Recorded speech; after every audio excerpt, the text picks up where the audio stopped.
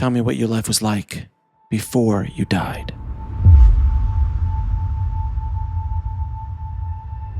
I was born and raised Catholic. I remember making my first communion, and that was like a big celebration with family and friends. The first communion, I was able to talk at the church and read one of the readings, and that was so exciting for me. I love that kind of thing. And then my confirmation, I always have loved the Holy Spirit. I've always had such a connection, I felt, to the Holy Spirit, because that's the living spirit. And so I've always felt very connected to that. I was living in a shopping mall. I had just gotten home from a trip with a girlfriend from Cancun. We had a really nice time, and I got home the day before, Sunday, and then Monday I went to work. I don't have any memory of the time at work, but after work I went to get some moisturizer for my son that I gotten down to Cancun, and I was leaving the shopping mall, and a young man who recently had gotten his license was speeding, going over 50 miles an hour in a 35-mile-an-hour zone, and he was distracted and ran the red light and nailed me right in my driver's door. I was in a little sports car and he was in a bigger, older car, and at 50 miles an hour he hit me, and the force of his car hitting mine at 50 miles an hour twisted my head around on the brainstem and lacerated, severed most of it.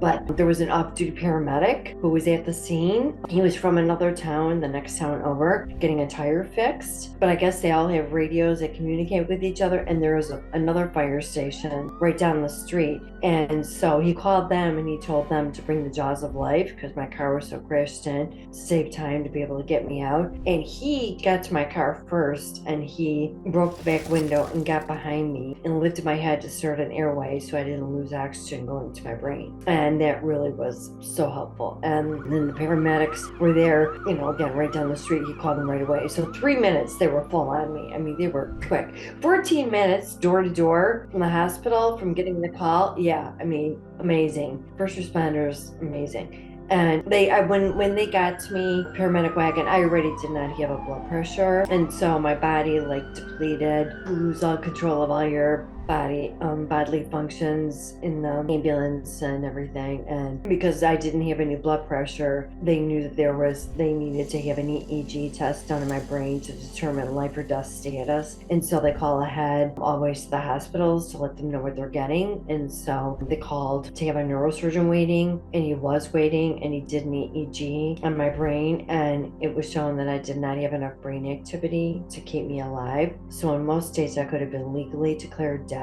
But in Illinois, there's a law that your next of kin, your family member, and caregiver, someone has to be contacted before you can be legally declared dead. So they were forced to put me on life support, and they called my mom and dad to come in and make the decision to keep me on or take me off. And we recently lost my dad to cancer, and his oncologist said, I know this diagnosis was the worst day of your life. And my dad said, no, getting the call about her crash was the worst day of my life. I mean, could make me cry right now. It's just, I'm not a parent, I know you are, and I just can't imagine anything more devastating than to get that. And then they got pulled aside by a chaplain when they went into the hospital, a doctor and a nurse. They were told that 96% of people with my injury die within the first 24 hours, and the 4% of people who live semi-vegetatively, like in a nursing home. But my parents were going to have me cared for at home. They had made that decision if I had made it past the first night. I guess all of a sudden a priest came to give me last rites, and my parents hadn't called our parish, and so they just really did not think. That's when they knew that it was that serious. I don't think it really hits people initially. It's too much information coming at them, and that's why when they say that most people die, 96% of people die with my injury in the first 24 hours. I did die in those first 24 hours.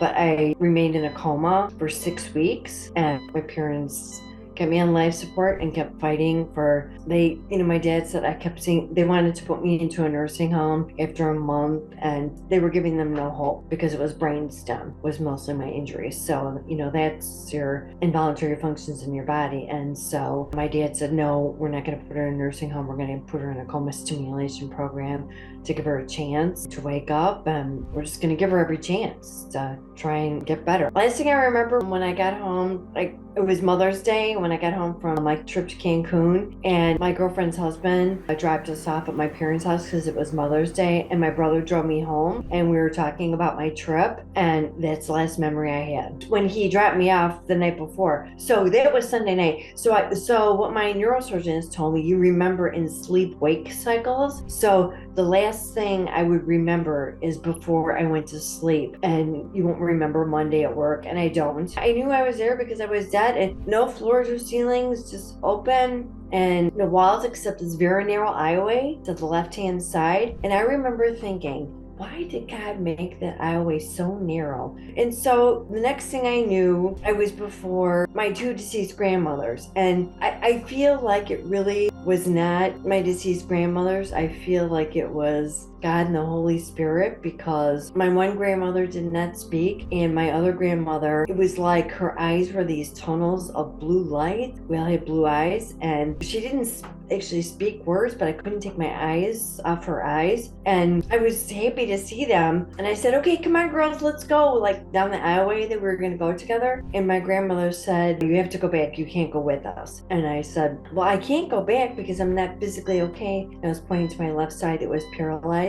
And how I knew that I was paralyzed, no idea. And with, again, these endless tunnels of blue light, it was just like thoughts that were like conveyed to me, not words, but it was like said that your body will heal. And then I just felt like I was wrapped in a big warm blanket, like by the Holy Spirit. And I felt like everything was going to be okay and I was protected. And then she said, go back and be happy. And the next memory I had was waking up from the coma at the rehab hospital 6 weeks later. Another gentleman who's done a lot of work with near-death studies, he said, he started laughing and he said, I have never seen God or the Holy Spirit show up in grandmothers and other people, that he's like, and I said it was just the oddest thing. It really wasn't like my grandmothers. It was just the form of them. And it was perfect because, who more would I feel more comfortable with? And I was so close to them, and it was wonderful to see them and for them to greet me, and I would have been happy to go with them. But for me, it just was so amazing that when I first got there and I knew I was dead, it's a perfect peace that you'll never be able to feel here on earth. It's just such perfection. I don't know how it could have been more perfect, because when I woke up from the coma, I was totally paralyzed on my left side, couldn't see, couldn't talk. I mean, it was bad. I was, in diapers, fed through a G-tube. I mean, it was the whole nine, and it was bad. God, I remembered my experience in heaven, and then I was like, how could you leave me in a body like this, that I can't do anything for myself? Like, I couldn't even communicate. I figured out how to press like my right hand that wasn't paralyzed to my face to be able to say like yes and no. It's just like my voice box was partially paralyzed, so that's why I couldn't really speak like sentences until they did some voice box surgeries. And I never had any idea how much your brainstem controls and what it all does. I just felt like I couldn't believe that he left me here in that body. And the fact that after I woke up 2 weeks afterwards, I said to my dad, okay, I think I want to start walking. And the nurses were like, oh, you're paralyzed. And I'm like, well, I want to try. And we got in trouble, my dad and I, from the nurses, because he was like, my dad was a big man, over 6'6", and just a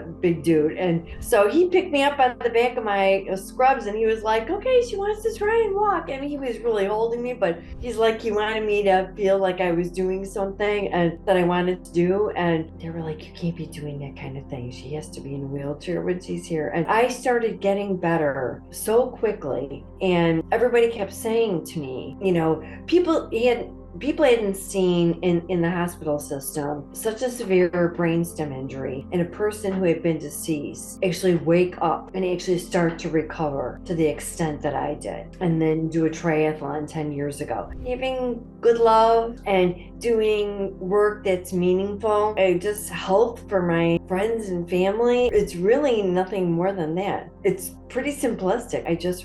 I'm just so fortunate to live every day, usually very healthy, and I swim and did a triathlon, and I still be able to do those kinds of things. And I've met a wonderful man in my life, and so that's wonderful. And I have a wonderful family and good friends, and so I think all of that is so important. Definition. Oh God. He's omniscient. There's really like no definition.